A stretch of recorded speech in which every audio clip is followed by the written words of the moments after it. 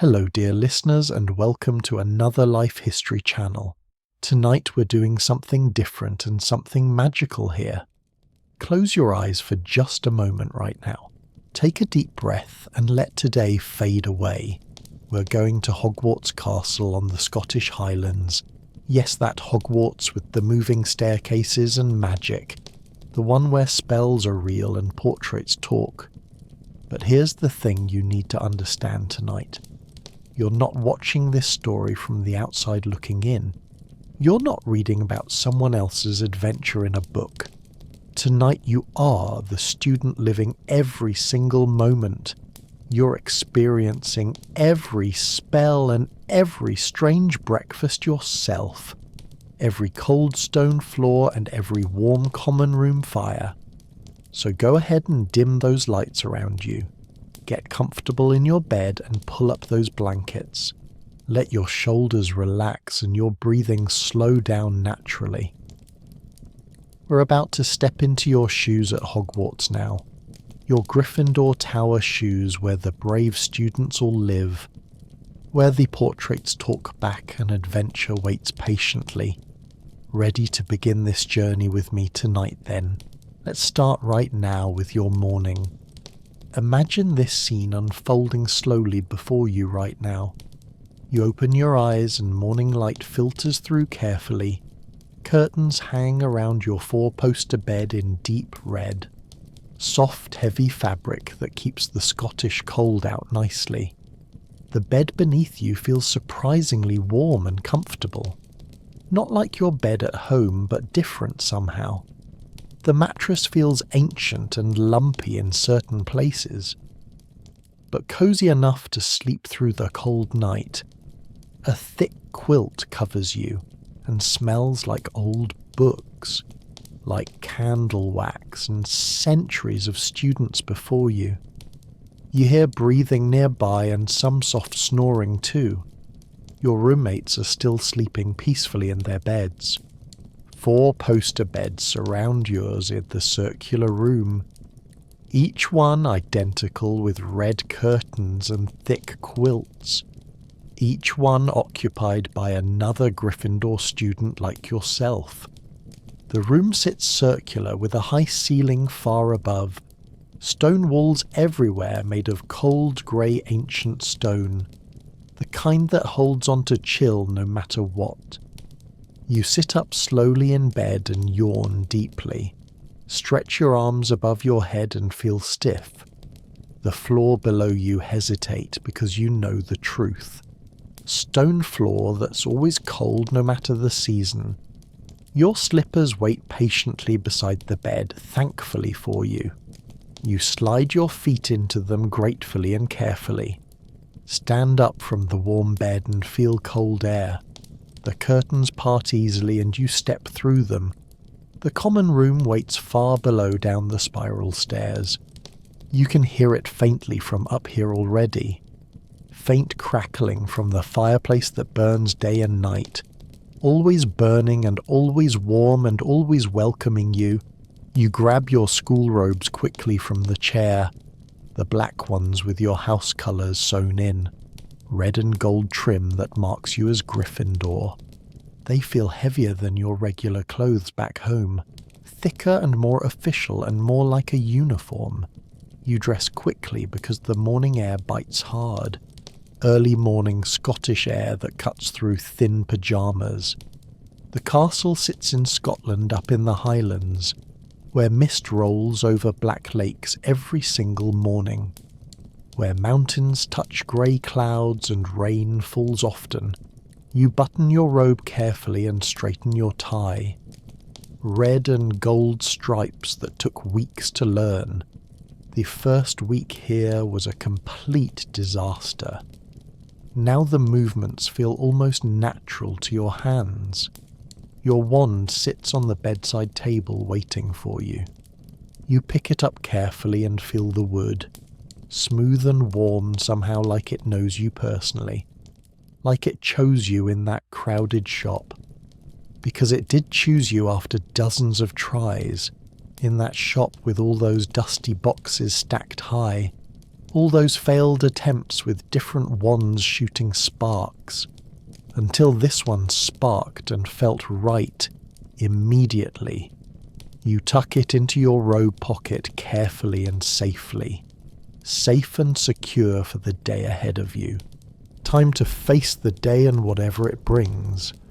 You move toward the spiral stairs that wind down to the common room where the fire waits. Your feet know these steps after months of climbing. After months here, they know every worn stone step. Even half asleep, your feet find the way down. Even in darkness, they would know the path perfectly. Step after step going around and around the tower. The stone worn smooth by generations of feet before. Centuries of students all walking these exact same steps. You emerge into warmth, and the common room glows. Fire crackles cheerfully in the massive stone fireplace there. Armchairs cluster around it in comfortable groupings for students. Squashy red chairs that swallow you when you sit, the kind that are hard to get out of. A few early risers sit reading textbooks already. They look up and nod at you briefly. You nod back in quiet morning greeting between housemates. Morning greetings that don't require many words yet. The portrait hole waits across the room for you. The fat lady sleeps in her golden frame peacefully. Her painted face looks peaceful in the firelight glow. You cough gently to wake her from her sleep. She stirs slowly and opens one painted eye reluctantly. Looks annoyed at being woken up so early today. Password she mumbles in a sleepy, irritated voice now. You whisper today's password that changes every single week. She swings open with a creak while grumbling slightly, always grumbling about early risers disturbing her sleep time. You climb through the portrait hole carefully and awkwardly. Out into the corridor of the castle proper now, wide and empty at this early morning hour. Torches burn in metal brackets along the stone walls. They never go out or flicker or die. Magic keeps them burning forever, probably, you think. Everything here runs on magic you've learned quickly. The portraits line the walls in golden frames everywhere. People in frames who are painted but alive. Living painted people who move and talk and think. Some sleep in their frames right now peacefully. Some wander to visit other frames down the hull. Some visit friends in other portraits for tea. You've stopped questioning how it works at all. Your stomach rumbles loudly in the quiet, empty corridor. Breakfast time, and you need food desperately now. The great hall calls to you from floors below. You know the way by heart after months here, through winding corridors and down moving staircases that shift, past tapestries showing medieval scenes of magic and battles, past suits of armour standing guard in alcoves. The armour stands empty of people, but not lifeless. Sometimes they move and bow to passing students politely. Sometimes they clank and shift in the darkness mysteriously. Today they stand still and silent as you pass. Other students appear in the corridors now, heading somewhere, heading the same direction toward breakfast and food. A Ravenclaw girl with her blue tie walks quickly. A Hufflepuff boy with yellow trim yawns as he walks. Everyone hungry and everyone sleepy at this early hour. Morning faces that look half awake still. Quiet faces that don't want conversation just yet. No one talks much in the morning here. Not yet anyway, 'cause it's too early for that. Too early for conversation or laughter or energy. The great hall doors loom ahead, massive and imposing. Massive oak doors that look ancient and weathered. Ancient oak that's probably centuries old, you think. They stand open wide and welcoming to students. inviting everyone in for breakfast and warmth. You enter through them and look up automatically. The ceiling takes your breath away every single time. Still, after months here, it amazes you completely. It shows the sky outside the castle exactly. The actual sky with clouds and stars and weather. Enchanted ceiling that mirrors reality perfectly above you. This morning it shows pale blue dawn colours. Pink streaks across the enchanted sky like watercolour paint. Beautiful and peaceful and calming to watch. You could stare at it for hours. The house tables stretch long across the hall floor, 4 of them in parallel rows for students, 1 table for each house at Hogwarts School. Yours is the Gryffindor table you head toward. Second, from the left side of the hall, red banners hang above it from the ceiling, gold lion emblems on the red fabric gleaming proudly. You head over and find a spot quickly. Sit down on the hard wooden bench there. The bench feels hardwood beneath you uncomfortably. The table already filling with early morning students. Plates appear suddenly in front of everyone magically. Empty plates that are clean and white china. Clean plates waiting to be filled with food. Then food appears out of nowhere like magic. Because it is magic, obviously, you remind yourself. Breakfast materializes before you, and steam rises up. Wonderful smells that make your stomach growl louder. Porridge in bowls with cream swirled on top. Toast stacked high in wire racks, perfectly browned. Eggs scrambled and fluffy in silver serving dishes. Eggs fried with runny yolks that look perfect. Bacon crispy and dark and smelling incredible right now. Sausages plump and browned and glistening with fat. Juice in pitchers made of glass and crystal. Pumpkin juice that's orange and sweet tasting oddly. Orange juice that's familiar and normal and comforting. You've learned not to question where it comes from. Just eat and enjoy the magical breakfast service. Just appreciate the convenience of it all appearing. You fill your plate with everything within reach greedily. Hungry now, and really hungry after sleeping all night. The food tastes absolutely perfect as always here. Always perfect and better than home cooking somehow. Better than anything you've ever eaten before Hogwarts. Magic in the kitchens below makes everything delicious. House elves cooking through the night for students. You've heard about them from older students talking. Never seen them because they work below ground. They work in the dungeons preparing everything for meals, making everything delicious and hot and ready perfectly, cooking for hundreds of students every single day. More students arrive as minutes pass by quickly. The hall fills with noise and bodies and energy. Noise grows louder as friends reunite after sleeping. Chatter increases as people wake up more fully.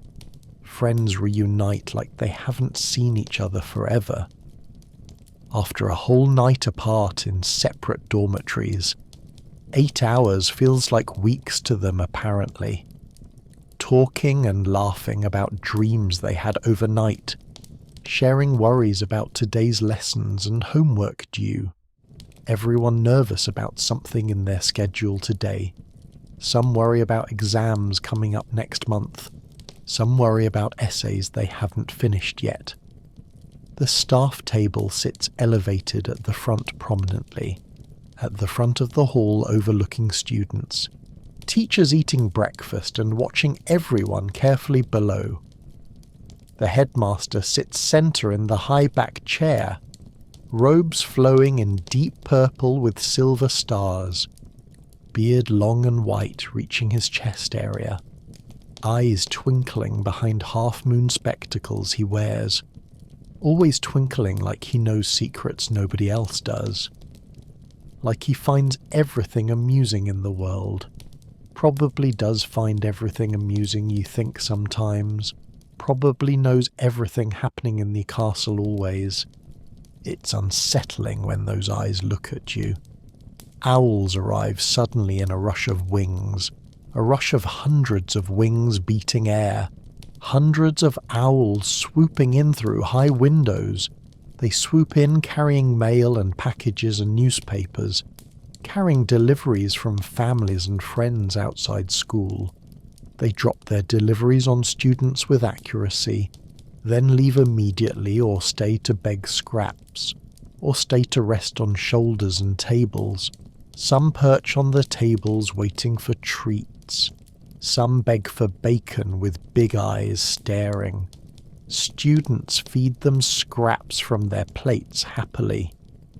You watch the chaos, but no mail today. Not yet anyway, but maybe later this week. No mail for you from home just yet. You finish eating and wipe your mouth clean. Check your bag sitting beside you on bench. Books inside heavy and numerous for today's classes. Quills and ink bottles that might leak everywhere. Parchment rolls that never seem to be enough. Everything needed for a day of magical learning. First lesson is Transfiguration class this morning, unfortunately. Your stomach flips nervously at the thought of it. That class is difficult and really challenging always.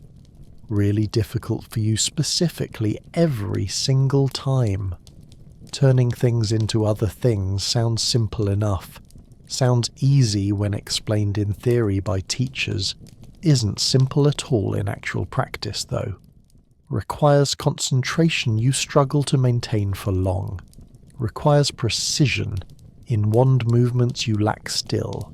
Requires talent you're not sure you actually have. You stand up from the bench feeling heavy. Others stand too as breakfast time ends naturally. Time to go and time to learn magic. Time to face another day of classes and homework. The hall empties slowly as students scatter everywhere. Different directions to different classes across the castle. Different levels depending on your year at school. You head out through the massive oak doors. Upstairs because everything involves climbing stairs here. So many stairs everywhere in this castle daily. Hogwarts is all stairs that never seem to end. Moving stairs too that shift positions without warning. They shift and change and rotate positions constantly. They rotate to connect to different landings randomly. You've learned to wait patiently for them now, to watch their patterns and predict their movements, to time it right so you don't get stranded. A staircase swings into place right in front of you. Perfect timing for once in your life here. You step onto it quickly before it moves again. It carries you up smoothly to the next level. The portraits along the walls chat with each other. "Good morning," dear one calls out to you. "Off to class," another asks with genuine interest. "Work hard now," a third one encourages you. You smile at them and nod politely back. Keep climbing because there are more stairs ahead. Your legs burn from the constant climbing every day. Every single day this same exhausting exercise routine. Who needs a gymnasium when you have Hogwarts? The Transfiguration classroom waits on the third floor. Third floor in the east wing of the castle. You know it well after attending class here regularly. Been here many times over the past months. The door stands open already for arriving students. You enter and see desks arranged in neat rows, each desk designed to fit 2 students comfortably. You find your spot easily enough now. Your usual desk near the middle of the room, not too close to the teacher's desk up front, not too far back where you can't see well. Strategic positioning that you've perfected over time here. Your partner arrives just moments after you do. A friend you've made since starting school here. You exchange nervous looks with each other silently, both remembering last lesson's complete disaster together clearly. Last lesson when your teacup grew legs unexpectedly. It grew legs and ran away across the room. Took 10 minutes to catch the silly thing. The teacher was not amused by that at all. Your friend's matchstick turned into a needle finally. But it was bent and twisted and unusable. Neither of you are naturals at this subject clearly. More students file in and take their seats. The room fills with nervous energy and chatter, everyone dreading what today's lesson might bring them. The teacher enters precisely on time as always, robe swishing as she walks to the front, stern face that rarely smiles at anyone here, sharp eyes that miss absolutely nothing in class. She looks around the room at every student, taking attendance without even calling names out loud. She just knows who's here and who's missing. Magic probably, or just years of teaching experience. The class falls silent immediately under her gaze. "Good morning," she says in a crisp, clear voice. "Today we continue working on animal transformation," she announces. You feel your stomach drop even lower now. Animal transformations are the hardest thing you've tried. Harder than objects or plants or simple things. Animals are complex and alive and difficult. She demonstrates first with her own wand raised. A beetle sits on her desk in front. She waves her wand in a complicated pattern. Speaks words you can barely hear from here. The beetle transforms instantly into a shiny button. Perfect transformation that looks completely effortless for her. Now she says, looking at all of you expectantly, "Your turn to practice what you've learned previously." Small creatures into small objects, she reminds everyone.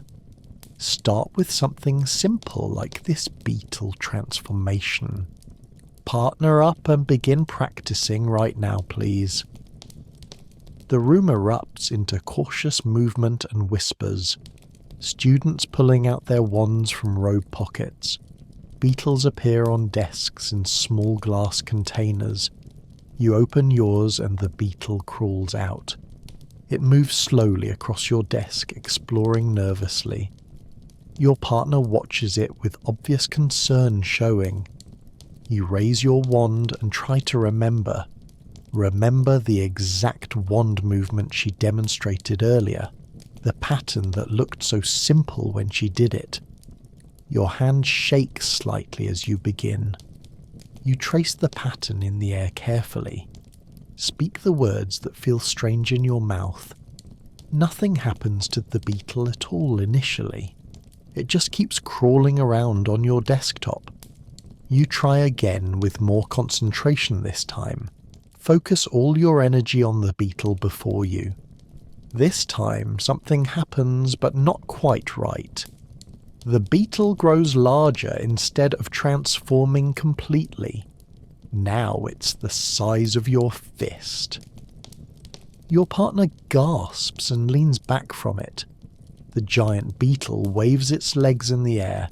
You panic and try to reverse it quickly. Wave your wand again with different words this time. The beetle shrinks back to normal size, thankfully. But still not a button like it should be. You sigh deeply and feel frustration building inside you. Your partner tries next with their own beetle. They concentrate hard with tongue sticking out slightly. Their wand moves through the air in careful motions. The beetle shimmers for just a moment there. Then nothing happens at all to it either. "We're terrible at this," your partner whispers to you. You nod in agreement because it's completely true. Around you, other students have varying success rates. Some have managed partial transformations, at least now. Beetles with button-like shells but still moving. One girl has succeeded completely over there. Her button sits perfectly still and shiny metallic. The teacher praises her and awards house points. You feel a pang of jealousy watching that. Try again, the teacher says, walking past your desk. More focus and less hesitation in your movements. Visualize the end result before you begin clearly. You nod and steel yourself for another attempt. Pick up your wand with renewed determination now. The beetle has crawled to the desk edge. You gently push it back to the center. Take a deep breath and close your eyes briefly. Visualize a button in your mind very clearly. Round and shiny and completely still and lifeless. Open your eyes and begin the wand movement. This time smoother and more confident feeling than before. The words flow easier from your mouth this time. The beetle begins to shimmer like your partner's did. Then it starts to change shape slowly before you. The legs pull in toward the body gradually. The shell hardens and flattens out some more. Color shifts from brown to silver metallic shine. You hold your breath watching the transformation happen. It's working this time, you think excitedly inside. Almost there with just a bit more effort. Then suddenly it stops transforming halfway through the process. Now you have something between beetle and button. A flat silver thing with two legs sticking out. It twitches occasionally, which buttons definitely shouldn't do ever. Your partner tries not to laugh at the sight. You can't help but laugh too at it. At least you're making progress today finally though. Better than the runaway teacup from last time. The teacher comes by and examines your attempt. Partial success, she notes in her usual stern tone. Keep practicing until you achieve full transformation completely. You will stay after class if necessary, she adds. Your heart sinks at the thought of staying late. Missing lunch break to practice more transformations here. The rest of the class continues with varying results. Some students master it and move on to harder things. Others struggle just like you with partial transformations.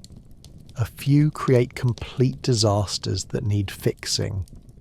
One boy's beetle explodes into purple smoke somehow mysteriously.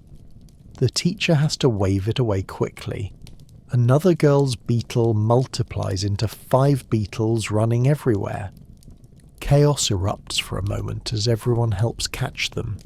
You manage to catch 2 beetles yourself successfully. Return them to the girl's container carefully for her. The teacher restores order with a single sharp word. Everyone back to your seats immediately, she commands. Focus on your own work and stop watching others. The hour drags on slowly and painfully for you. Your beetle button hybrid remains stubbornly half-transformed still. Nothing you do changes it any further now.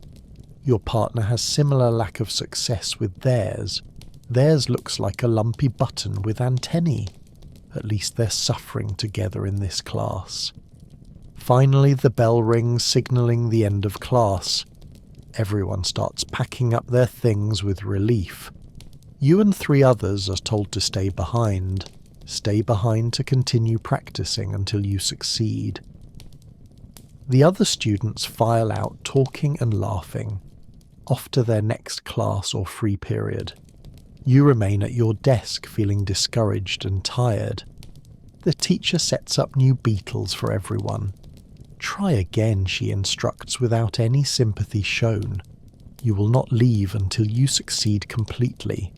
Understanding this type of magic is fundamental to everything. You must master the basics before moving forward.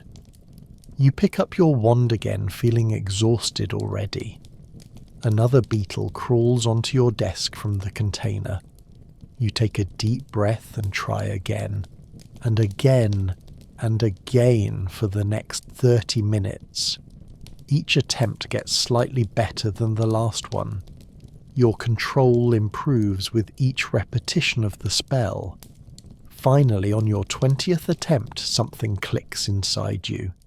Everything comes together perfectly this time, somehow, miraculously.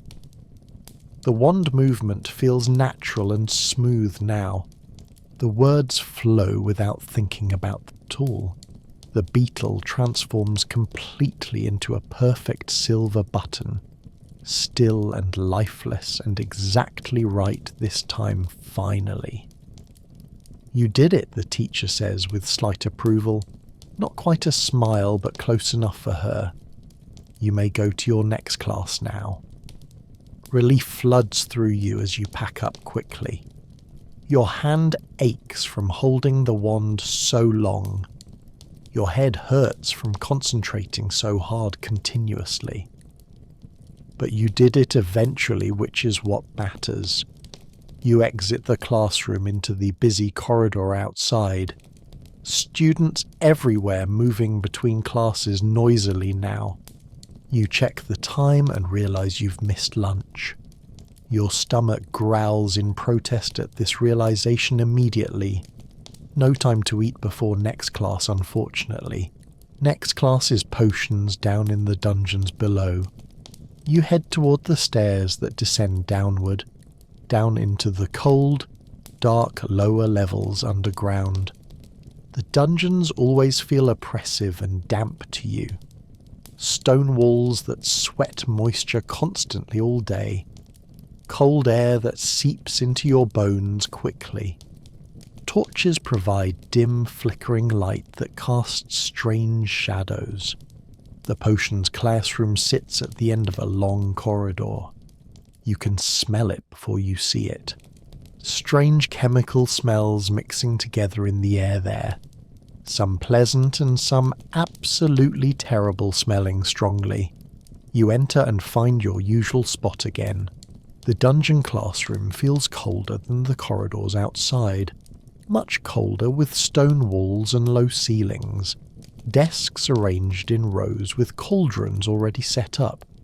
Each desk has a cauldron sitting ready for brewing.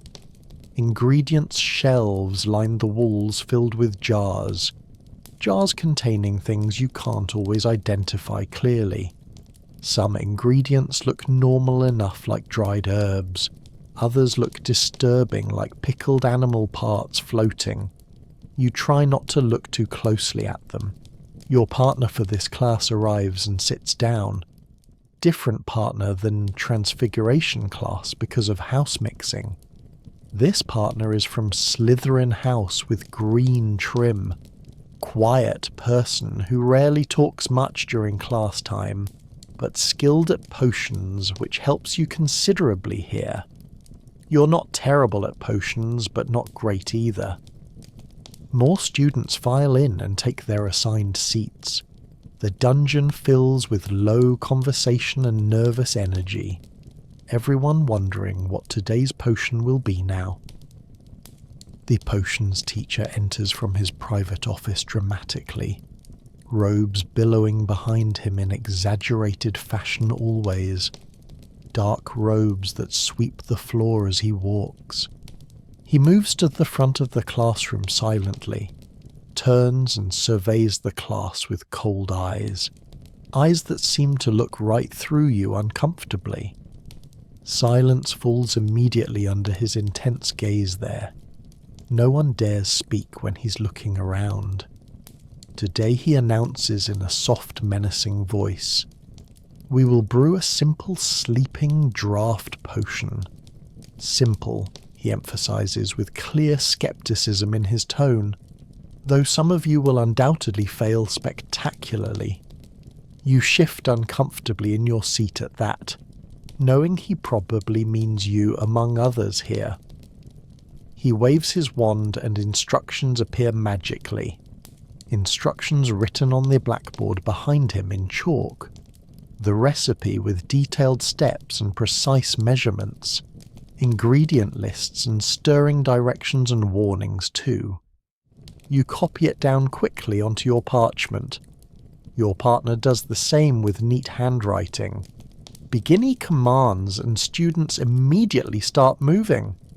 Getting up to gather ingredients from the shelves, you and your partner divide the task efficiently.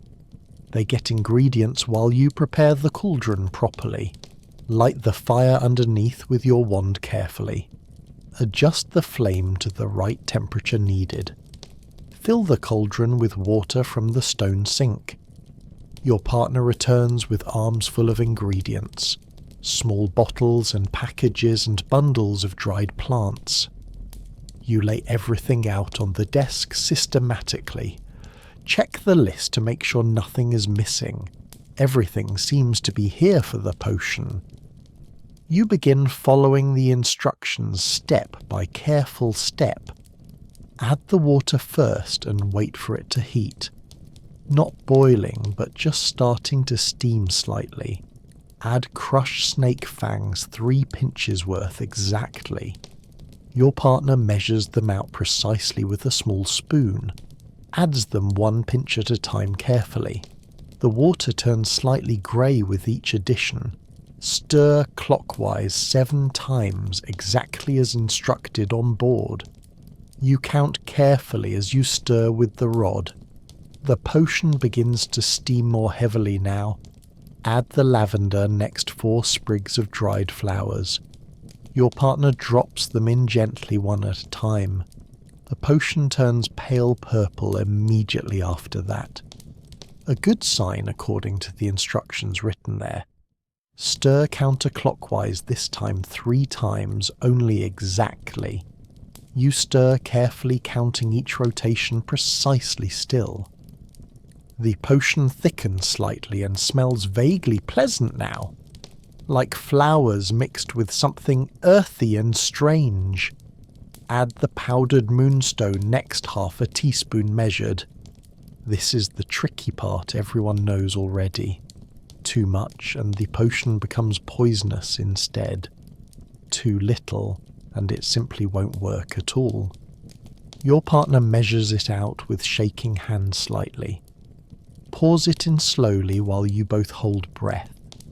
The potion turns deep blue instantly after adding it. Perfect blue like a summer sky overhead in daytime. Exactly the colour the instructions said it should be. You both exhale with relief at this success. Stir clockwise again 5 times, then let it simmer. You stir and then reduce the flame underneath carefully. The potion bubbles gently, now releasing sweet-smelling steam. Around the classroom, other students have varying levels of success. Some potions are the right colour and consistency. Others are definitely wrong colours or smoking oddly. One cauldron in the corner actually melts completely through. The potion spills onto the floor, hissing and steaming. The teacher appears instantly to clean it up. Points deducted from that student's house immediately and publicly. The student looks mortified and on verge of tears. You feel bad for them watching that scene. Your potion continues simmering peacefully on your desk though, looking exactly like the picture in the textbook. Your partner smiles slightly for the first time today. "We might actually get this right," you whisper quietly. They nod in agreement with cautious optimism showing now. 10 more minutes of simmering the instructions, say. You both watch it carefully, not wanting to mess up. The teacher walks between the desks, examining everyone's work. He stops at yours and peers into the cauldron. "Acceptable," he mutters, which is high praise from him. You both try not to look too pleased. He moves on to criticize the next student's effort. Finally, the time is up and you can bottle it. Your partner carefully ladles some into a small vial. Crystal clear vial that shows the blue potion inside. Cork it and label it with your names written. Place it on the teacher's desk with the others. Your potion looks as good as any there, honestly. Better than most, actually, which feels good after this morning. Class ends and everyone cleans up their stations quickly. washing cauldrons and putting away leftover ingredients properly. The teacher dismisses you with a wave of his hand. You pack up and head out into the corridor, up the stairs toward the ground floor and daylight. Your stomach growls again, reminding you about missed lunch. Maybe you can grab something before the next class. The next class isn't for another hour, fortunately. Time to visit the kitchens, perhaps, and beg food. You know where they are after months here now. Down a different corridor near the main hall entrance. You head that way, walking quickly through the castle. Past students gathered in groups talking and laughing. Past classrooms with lessons still happening inside them. You reach the corridor with the painting of fruit. The painting that hides the entrance to the kitchens. You've learned the trick from older students who showed you. Tickle the pear in the painting gently with fingers. The pear giggles and transforms into a door handle. You pull it open and warm air rushes out. Warm air full of delicious cooking smells from inside. You step through into the enormous kitchen space. High ceiling and massive fireplaces burning constantly there. Long wooden tables covered with food being prepared. House elves working everywhere in organised chaos somehow. Dozens of them in tiny uniforms cooking and cleaning. They notice you immediately and several rush over eagerly. They seem genuinely happy to see a student here. "What can we get you?" they ask excitedly. Their voices high-pitched and enthusiastic about helping you. You ask politely for something to eat quickly. Missed lunch because of extra class time, you explain. They immediately spring into action with impressive speed there, bringing you a plate piled high with food, sandwiches and fruit and pastries and more things. More than you could possibly eat in one sitting. You thank them profusely and take the plate gratefully. Find a spot at one of the tables to sit. The house elves go back to their work happily. You eat quickly, but try not to rush too much. The food tastes even better than breakfast did earlier. Fresh bread and cheese and sliced meat perfectly seasoned. An apple that's crisp and sweet and juicy. A pastry filled with cream that melts in mouth. You finish eating and feel much better than before. Energy returning to your tired body and mind now. Thank the house elves again before leaving through the door. Back into the corridor and the portrait swings shut. The pair returns to being just painted fruit again. You head toward your next class feeling restored somewhat. Next class is charms up on the 3rd floor. Different wing than transfiguration was this morning though. You climb the stairs once again with tired legs. Hogwarts really is excellent exercise every single day here. The charms classroom is brighter than the dungeons were. Large windows letting in afternoon sunlight streaming through them. Desks arranged in a semicircle facing the teacher's desk. More casual arrangement than other classrooms have usually. You find your seat and settle in comfortably. This class you enjoy more than the others generally. The teacher is cheerful and encouraging to everyone. Small in stature, but large in enthusiasm always. Magic that's practical and useful for everyday life here. Learning spells that actually help with normal tasks. Not just theoretical or academic exercises like some classes. Students file in and the room fills with chatter. Friends greeting each other and comparing notes from earlier. Discussing how their morning classes went for them. You chat with the person next to you briefly. Compare your terrible transfiguration experience with their own story. Laugh about the disasters that happened during class time. The teacher enters bouncing with energy as always does. "Good afternoon everyone," he calls out cheerfully to all. Today we're learning the summoning charm, he announces excitedly. Very useful spell for everyday situations, he explains enthusiastically. Summon objects to you from across the room easily. No more getting up to fetch things yourselves. He demonstrates by summoning a book from his desk. The book flies through the air into his waiting hand. Simple wave and the correct words spoken clearly. The wand movement is a smooth pulling motion toward yourself, like you're reeling in a fish on a line.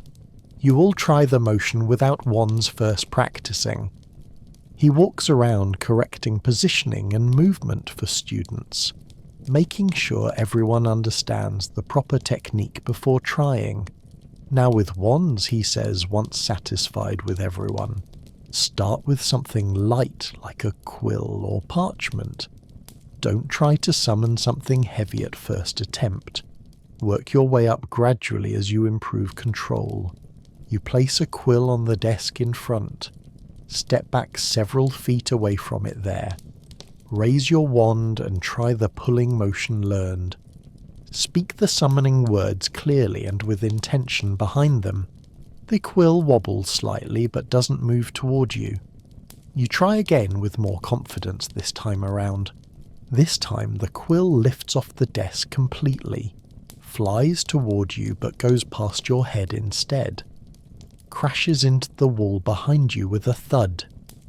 Oops, you mutter and go retrieve it from floor.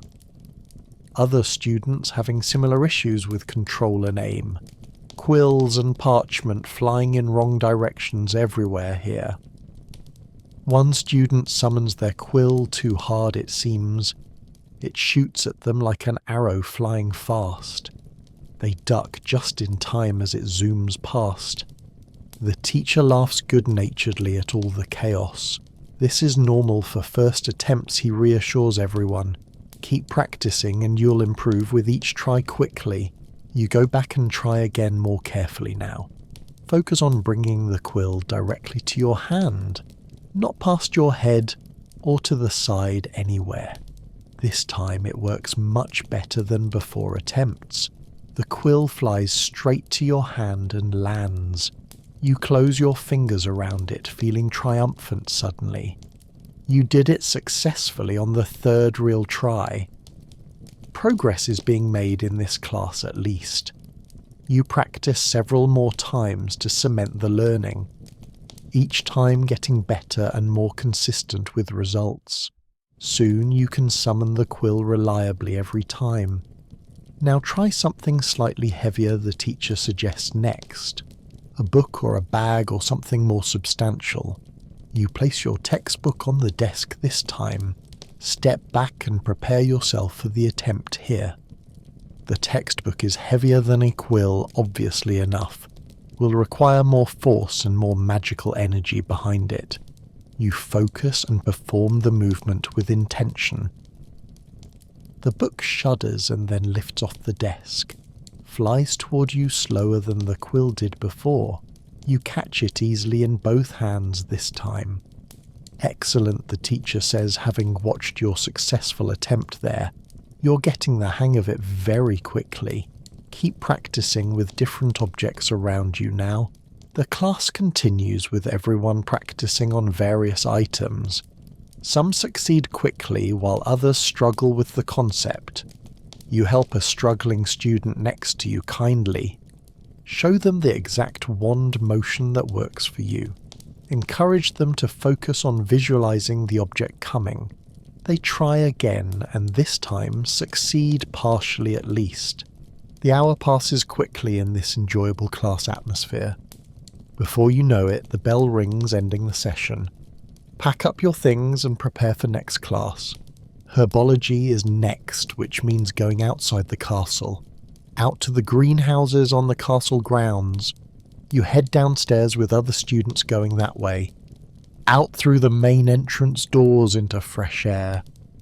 The afternoon is cool with clouds gathering overhead ominously. Looks like rain might come later this evening, perhaps. The greenhouses sit across the lawn some distance away. glass structures that glint in the weak sunlight. You walk across the grass with your classmates together, the grass still slightly wet from morning dew earlier. Your shoes get damp as you walk through it. The greenhouses grow larger as you approach them steadily. There are several greenhouses numbered 1 through 7 here, each one containing different plants with different requirements. Today's class is in Greenhouse 3, you remember clearly, the one with the more interesting and slightly dangerous plants. Not the really dangerous ones in Greenhouses 6 and 7. Those are for advanced students only allowed inside. You enter Greenhouse 3 and warmth hits you immediately. Humid, warm air thick with the smell of earth. Plants everywhere in pots and beds and hanging baskets. Green everywhere you look, in every shade imaginable there. The teacher stands by a long wooden table waiting. Dirt under her fingernails and leaves in her hair. She always looks like she's been gardening for hours. Probably has been knowing her dedication to plants here. She smiles warmly as students gather around the table. Today we're repotting baby plants, she announces cheerfully. These little ones have outgrown their current containers now. They need more space to develop properly over time. She gestures to small pots containing what look like tiny cabbage plants, but they're moving slightly on their own. Their leaves wave gently despite no breeze inside. These are young, screaming plants, she explains to everyone. Baby versions of the mature mandrakes you'll study. They don't scream loud enough to harm yet, thankfully. Just loud enough to be annoying and give headaches. So we'll wear earmuffs while working with them today. She passes around fluffy pink earmuffs to everyone there. You put yours on and the world goes muffled. Can barely hear anything except your own breathing now. The teacher demonstrates the repotting process for everyone watching. Pull the plant out gently by the leaves carefully. Don't squeeze the root, which is shaped like a baby. Place in larger pot with fresh soil around it. Pat down the soil and water it lightly then. Simple process but requires care and gentle hands. The plants will squirm and make noise, she warns. Don't drop them or they'll get louder, she adds seriously. Everyone nods understanding and moves to their stations nervously. You're partnered with someone from Ravenclaw House this time. They look nervous about touching the screaming plants there. You don't blame them because you feel the same way. You both put on protective gloves as well carefully. Approach the small pot containing your assigned plant cautiously. The plant waves its leaves at you almost threateningly. You take a breath and grasp the leaves firmly. Pull upward gently and the plant comes free from soil.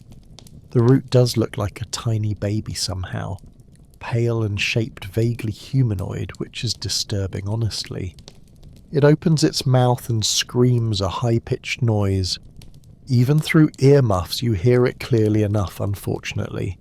Your head immediately starts to ache from the sound. Your partner quickly holds the new pot ready for you. You lower the plant in and they add soil around. You pat it down gently while the plant still screams. Finally you finish and the plant quiets down somewhat. Still making noise but less intense than before now. You both sigh with relief at completing the task. Around the greenhouse, other students have varying levels of success. Some plants scream louder than others, it seems, randomly. One student drops their plant accidentally onto the floor. The scream intensifies to a nearly unbearable level immediately. Everyone winces and covers their earmuffs tighter with hands. The teacher rushes over to retrieve it quickly there. She repots it efficiently and the screaming stops gradually. The student looks embarrassed and apologizes profusely to everyone. The teacher just smiles and reassures them it happens often. You and your partner move on to the next plant. This one seems calmer than the first one was, goes into the new pot with minimal fuss overall. You complete 3 repottings before the class period ends. Your head aches despite the earmuffs protecting your ears. The high-pitched screaming takes its toll regardless of protection. Finally, the teacher signals that class is finished for today. Everyone removes earmuffs gratefully and ears ring in silence. The sudden quiet feels wonderful after an hour of noise. Clean up your stations and wash your hands thoroughly. Dirt under your nails and on your robes somehow. The teacher compliments everyone on their work today kindly. You exit the greenhouse into the fresh outdoor air. The clouds have gotten darker while you were inside. Definitely going to rain soon, you think, looking up. You hurry back toward the castle with other students, everyone eager to get inside before the rain starts. You make it through the doors just as drops begin. Rain patters against the windows as you walk through corridors. The sound is actually quite soothing after the screaming plants. You have a free period now before dinner time. Time to relax or do homework in the common room. You head back up to Gryffindor Tower gratefully tired. The day has been long and exhausting so far. The fat lady lets you in after you give password. The common room is busy with students doing various activities. Some studying at tables with books spread out everywhere. Some playing games or chatting by the fireplace warmly. You find an empty armchair near the fire and collapse. The warmth feels wonderful after being outside and cold. You pull out your transfiguration homework to work on. Essay about the theory behind object transformation processes required. 2 feet of parchment due next class meeting tomorrow. You've barely started it and feel dread about writing. Your brain feels too tired to think about theory now. Maybe just rest your eyes for a few minutes first. You sink deeper into the comfortable armchair cushions there. The fire crackles soothingly and warmth spreads through your body. Your eyes close just for a moment, you tell yourself. Just a brief rest before starting the homework assignment. The common room noise fades into pleasant background hum. Voices mixing with fire crackling and rain pattering outside. You drift into a light doze without meaning to. Dreams start to form of moving staircases and screaming plants. Of beetles with button shells and teacups with legs. Someone shakes your shoulder gently, waking you up again. You open your eyes groggily and confused about time. Your friend stands there looking amused at your sleeping. You fell asleep, they say, stating the obvious fact. Dinner is starting soon, you should probably go down. You check the time and realise you slept an hour. An entire hour wasted when you should have been working. Your homework still untouched in your lap, mockingly there. You sigh and pack it away for later tonight. Stand up and stretch your stiff muscles from sleeping. Your neck hurts from the awkward sleeping position held. Follow your friend out of the common room down to the great hall for dinner with everyone. The hall is filling up quickly with hungry students. The enchanted ceiling shows dark, stormy clouds now outside. Rain visible falling heavily onto the castle grounds. Thunder rumbles occasionally making the windows rattle slightly in frames. You sit at the Gryffindor table in your usual spot. Food appears on the plates as usual like magic. Tonight it's roasted chicken and potatoes and vegetables. Gravy and boats and fresh bread rolls steaming. Everything looks and smells absolutely delicious as always does. You fill your plate and eat hungrily after skipping lunch. The chicken is perfectly cooked and seasoned just right. The potatoes are crispy outside and fluffy inside perfectly. You eat and chat with friends around you there, discussing the day's classes and comparing experiences had today. Seems tired from the Monday back to classes. The weekend feels like it was weeks ago now. Someone mentions the upcoming match between houses soon coming. The atmosphere shifts to excitement at that mention immediately. Houses compete in various games and tournaments throughout the year.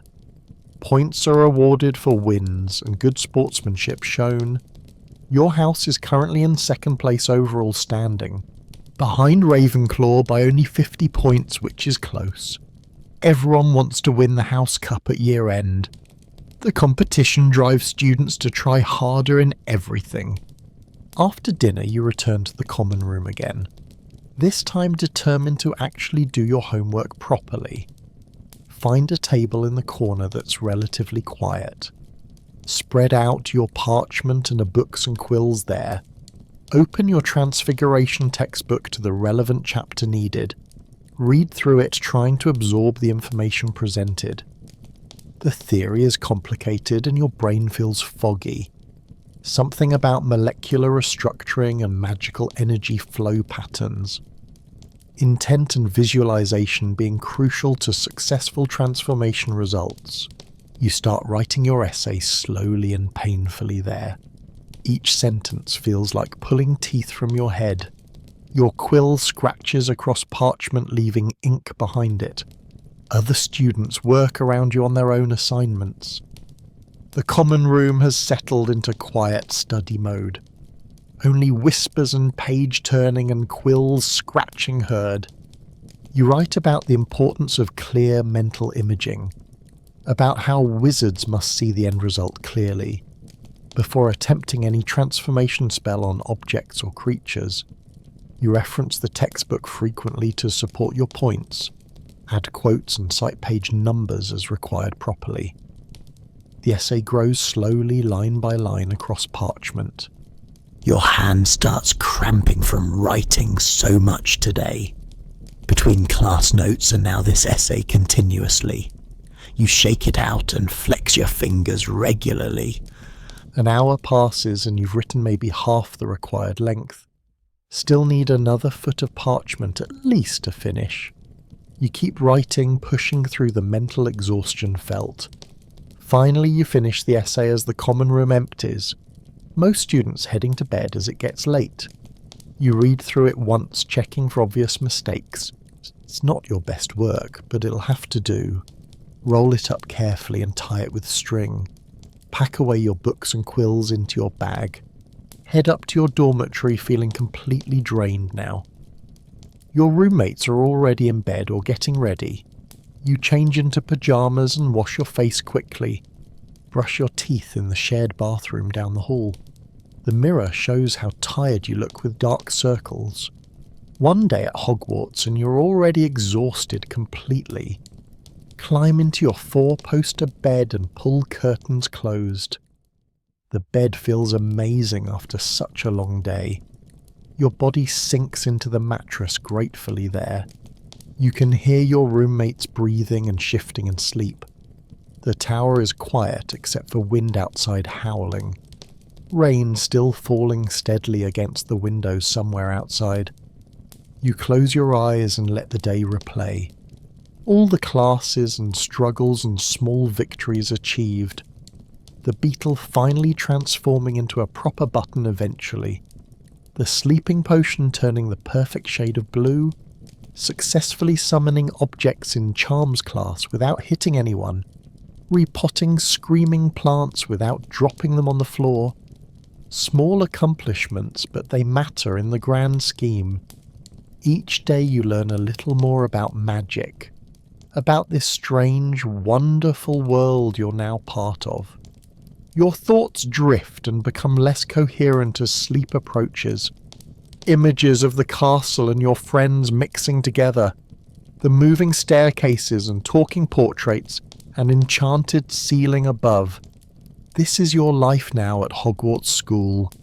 Living in a castle and learning actual magic daily. Making friends from different backgrounds and houses here together. It's exhausting and challenging, and sometimes frustrating immensely so. But also incredible and magical and unlike anything else. You wouldn't trade it for anything in the world. Your breathing slows and deepens as sleep takes hold. The day fades away into dreams of tomorrow coming. More classes and more magic and more adventures waiting. Morning comes too quickly as it always seems to. Sunlight filters through your bed curtains, waking you gently. You groan and roll over, wanting more sleep desperately. But your internal clock knows the routine by now. Time to get up and start another day. You push the curtains open and sit up slowly. Your roommates are stirring too in their own beds. Everyone equally reluctant to leave the warm comfort there. The room is cold as usual this morning hour. You grab your robes and dress quickly to stay warm. The routine is automatic now after months of practice. Wand in pocket and bag packed with books needed. Down the spiral stairs to the common room below. A few students already awake and studying by firelight. You nod to them and head to the portrait hole. The fat lady grumbles about early risers as always does. You give the password and climb through into corridor.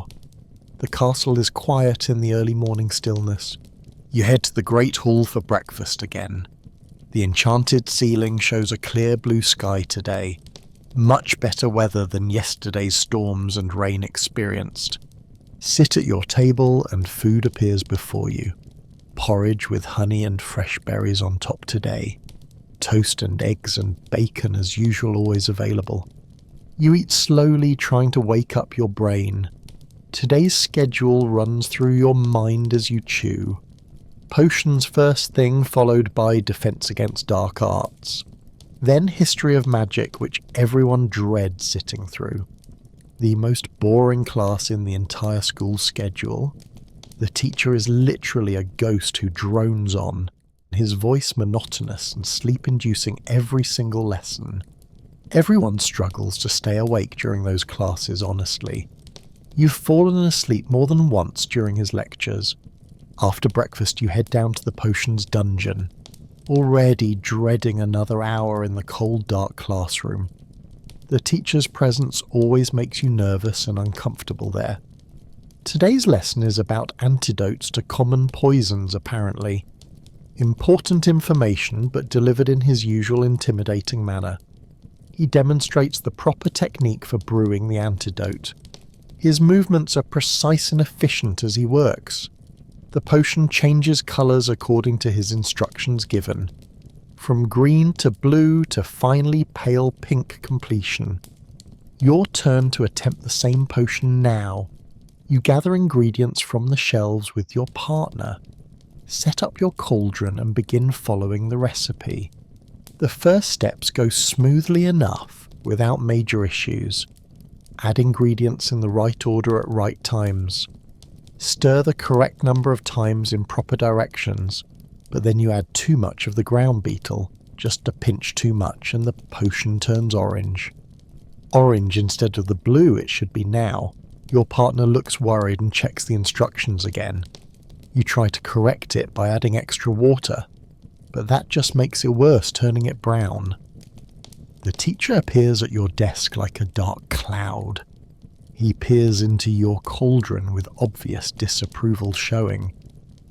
"What have you done?" he asks in cold voice.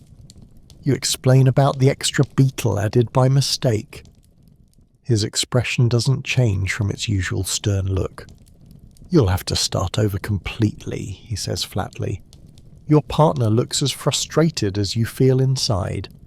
Starting over means you'll barely finish in time now. You empty the cauldron and clean it out thoroughly. Begin again from scratch with fresh ingredients this time. Working faster but trying not to rush too much.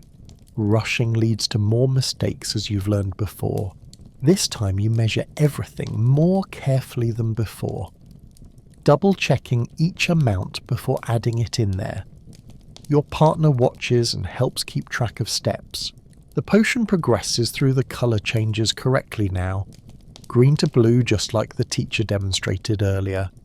You breathe easier as it turns pink, finally done. Bottle some in a vial and label it properly.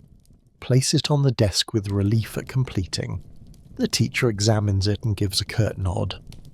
"Acceptable," he says, which means you passed this time. You and your partner exchange relieved looks between yourselves. Clean up your station and pack away your things.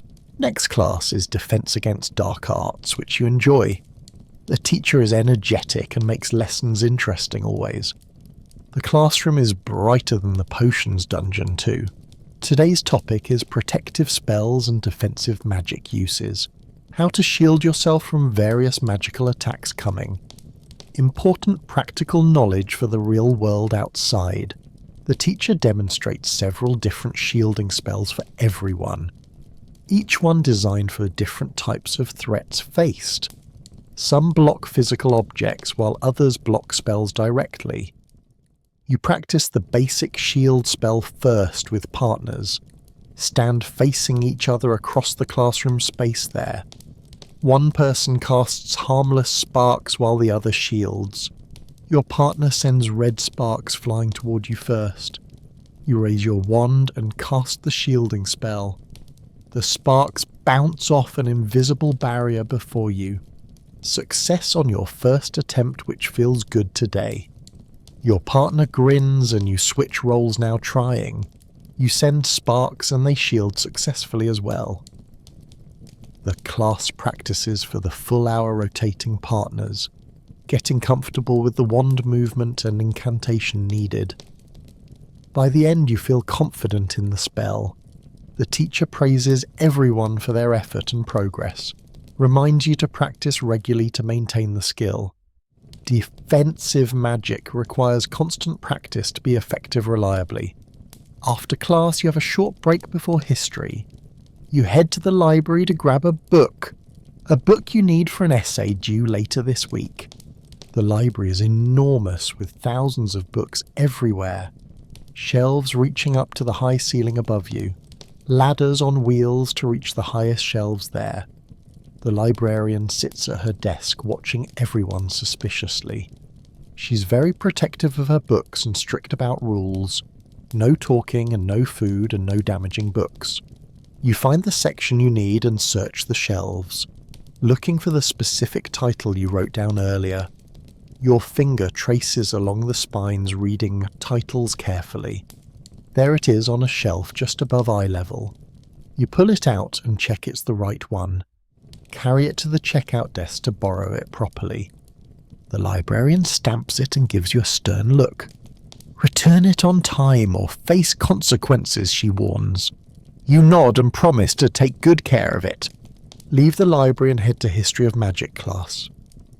The classroom is on the second floor in a quiet corridor.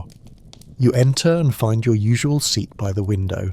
The ghost teacher floats in through the wall precisely on time. He doesn't seem to notice the students at all, just begins lecturing in his droning, monotonous voice immediately. Today's topic is the Goblin Rebellions of the 17th century. Important historical events but presented in the most boring way. His voice never changes tone or shows any emotion. Within 10 minutes, half the class is struggling to listen. Within 20 minutes, several students have nodded off at desks. You fight to keep your eyes open and focused. Take notes to stay awake and engaged with material. But even your notes become scattered and incomplete soon. Your hand writes automatically while your mind wanders elsewhere. You think about the homework you need to finish tonight, about the upcoming weekend and what you might do then, about anything other than Goblin Rebellion centuries ago, honestly. The class drags on for what feels like forever. Finally, the bell rings, releasing everyone from the torture. Students wake up and gather their things, quickly escaping. You head to lunch feeling mentally drained from that. The Great Hall provides welcome noise and energy after silence. You sit and eat and chat with friends there. The afternoon is free, which is a blessed relief today. No more classes until tomorrow morning starts again. You can work on homework or relax as needed. You decide to go outside for some fresh air. The weather is nice today with sunshine and warmth. The castle grounds are beautiful in the afternoon light.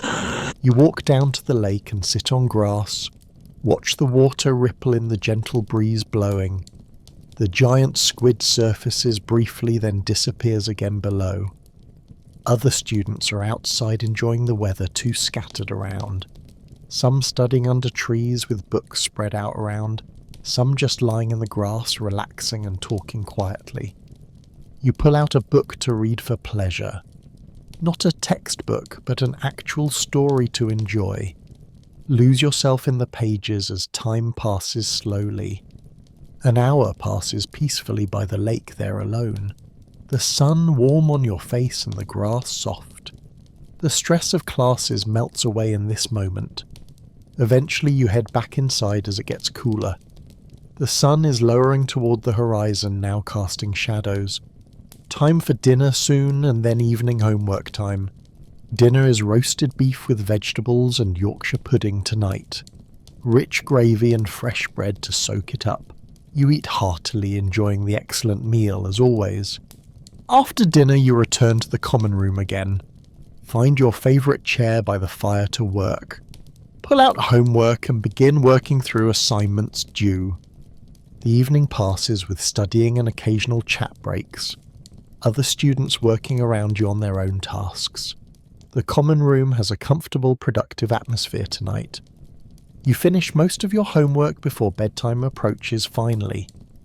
Pack everything away, feeling accomplished with the work done. Head up to your dormitory ready for sleep now. Change into pyjamas and wash up in the bathroom. Your reflection shows you look less tired than yesterday. Getting used to the routine and schedule here gradually. Climb into bed and pull the curtains closed around. The familiar comfort of your four-poster bed welcomes. You settle in and close your eyes peacefully there. Another day at Hogwarts completed successfully overall today. Another day of learning magic and making progress slowly. Another day of this incredible strange life you're living. Tomorrow will bring new challenges and new lessons learned. New opportunities to succeed or struggle with the material. But tonight you can just rest and recover energy. Your breathing slows as sleep approaches gently and naturally. The tower is quiet except for wind outside. Your roommates already asleep in their own beds nearby. You think about how different this life is now, compared to your life before Hogwarts and magic learning. Before you knew that magic existed in the world. Before you received your letter that changed everything forever. That letter inviting you to attend this school here, to learn magic and become a witch or wizard. It still feels surreal sometimes when you stop and think that you're actually living in a magical castle, learning to transform objects and brew potions and cast spells, that you have a wand that chose you specifically, that you can make things happen with just words, with just intention and focus and belief in magic. The responsibility feels heavy sometimes when you consider it. Magic is powerful and can be dangerous if misused. You're learning to control forces most people don't know exist. But it's also thrilling and exciting beyond measure here. Every day brings something new and unexpected to experience. Every lesson reveals more about this hidden magical world. You're making friends who understand this life you're living, who share the same struggles and triumphs with magic, who come from magical families or regular ones like yours. The house system creates a sense of belonging and community. Your fellow Gryffindors feel like family after months together, living and learning and growing alongside each other daily. Even the rivalry between houses isn't truly hostile, really. Just friendly competition that pushes everyone to try harder, to earn points for your house and make them proud. The teachers are strict but mostly fair with students. They want you to succeed and learn properly here. Even the intimidating ones care about your education ultimately. The castle itself feels alive somehow with its magic. The moving staircases and talking portraits, an enchanted ceiling. The ghosts wandering halls and secret passages hidden everywhere. There's always something new to discover around every corner. Some new room or shortcut or magical feature found. The castle rewards curiosity and exploration by those brave enough. You're still learning your way around after months here, still getting lost occasionally in the winding corridors and towers, but that's part of the adventure and the experience. Your thoughts drift into dreams as sleep takes hold. Dreams of flying on broomsticks above the castle grounds, of casting perfect spells that work exactly right always, of discovering secret rooms filled with ancient magical artifacts, of becoming powerful and skilled in all areas of magic, of making your house and the family proud of you. The dreams shift and change as the night progresses, sometimes pleasant and sometimes stressful about upcoming tests or assignments. Your sleeping mind processing the day's events and learning. Hours pass in the darkness of the dormitory tower. The castle sleeps around you, mostly quiet and still. Only a few night owls studying late remain awake. The portraits doze in their frames until morning comes. The ghosts drift through walls on their nightly wanderings. The house elves work in the kitchens preparing tomorrow's meals. The teachers sleep in their private quarters somewhere in castle. The headmaster sits in his office working late probably, always awake and watching over the school somehow. Outside the stars shine above the Scottish Highlands brightly. The moon illuminates the grounds in silvery white light. The lake reflects the sky like a dark mirror.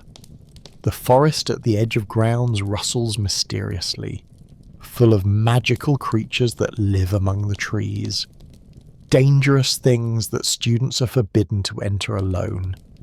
But that's a worry for another day far away. Tonight, you're safe and warm in your bed here, protected by the castle's ancient magic and powerful spells, protected by teachers who watch over all students carefully, by the headmaster whose power is legendary throughout the world, by the castle itself which shelters you within its walls. Morning will come eventually, as it always does reliably. The sun will rise and another day will begin, another day of classes and homework and magical learning. But for now you sleep peacefully and deeply here, resting your body and mind for tomorrow's challenges ahead, dreaming of magic and adventure and the life you're living. This is your reality now at Hogwarts School today. This castle is your home for most of the year. These people are your community and friends and teachers now. You're a witch learning magic in a centuries-old school, part of a tradition going back generations of students, adding your own story to the castle's long history. The weekend arrives finally after a long week of classes. Saturday morning you sleep in later than usual days. No alarm needed and no rush to get anywhere. You wake naturally when your body is ready finally. Stretch in bed enjoying the luxury of no schedule. The dormitory is quiet with others still sleeping peacefully. You eventually get up and dress in casual clothes. No school robes required on weekends, which feels freeing somehow. Just comfortable clothes for relaxing and doing whatever you want. The common room has students scattered around lazily this morning, some still in pyjamas eating snacks by the fire. The atmosphere is relaxed and unhurried compared to weekdays. You head down to breakfast, which is more casual too. Food available for hours instead of set meal times strictly. Students coming and going as they wake up gradually. You fill a plate and sit with friends who appear, discussing plans for the day ahead with no obligations. Someone suggests going to visit the nearby village today. The magical village that students can visit on certain weekends, full of interesting shops selling magical items and treats. You've been a few times, but it's always fun. Everyone agrees and you finish breakfast excitedly planning the trip. Need to get permission and sign out properly first though. The process takes a little time, but it's worth it. You bundle up in warm clothes for the walk. The weather is cool but sunny and pleasant outside. The group sets off down the path toward the village. The walk takes about 30 minutes at a comfortable pace. Through the grounds and down a winding country road. chatting and laughing as you walk together as friends. The village comes into view looking picturesque and charming. Small buildings with thatched roofs and colourful painted walls. Smoke rising from chimneys and people walking the streets. You enter the main street, bustling with weekend visitors now. Students from school mix with local residents shopping around. The shops have colourful signs and window displays attracting attention. First stop is the sweet shop everyone loves visiting. Inside it's warm and smells like sugar and chocolate. Shelves lined with jars of every candy imaginable there. Special magical candies that do strange wonderful things to you. Colour-changing candies and fizzing candies and levitating candies too. You buy a bag of your favourites to enjoy. Next you visit the joke shop full of pranks. Your friends spend ages looking at everything available for sale. Trick wands and fake spells and disappearing ink bottles. You buy a few small items for harmless fun later. Things to surprise your roommates or friends with gently. Nothing too mean, just funny harmless pranks everyone enjoys. The bookshop is next, which you could spend hours in.